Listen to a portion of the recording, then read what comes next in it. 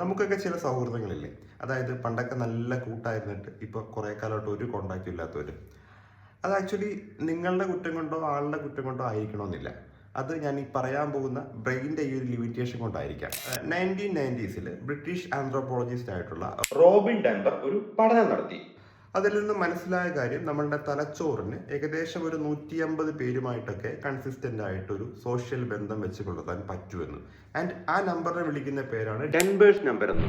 ഒരു വ്യക്തിയുടെ പേരും അയാളുമായിട്ടുള്ള ബന്ധവും പിന്നെ അയാളുമായിട്ടുള്ള എക്സ്പീരിയൻസസും ഇതൊക്കെ സ്റ്റോർ ചെയ്ത് മെയിൻറ്റെയിൻ ചെയ്ത് കൊണ്ടുപോകാനായിട്ട് തലച്ചോറിന് എനർജി വേണം.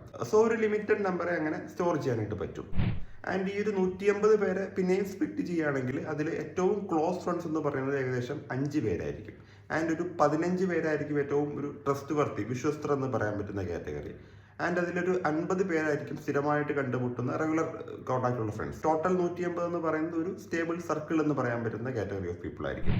ആൻഡ് ഈ 150 എന്ന് വെച്ചാൽ ഒരു ഫിക്സഡ് നമ്പർ ഒന്നുമല്ല, അതൊരു ആവറേജ് നമ്പറാണ്. സോ അങ്ങോട്ടും ഇങ്ങോട്ടും ഒക്കെ ഓരോ വ്യക്തികൾക്കനുസരിച്ചിട്ട് അത് മാറിയേക്കാം.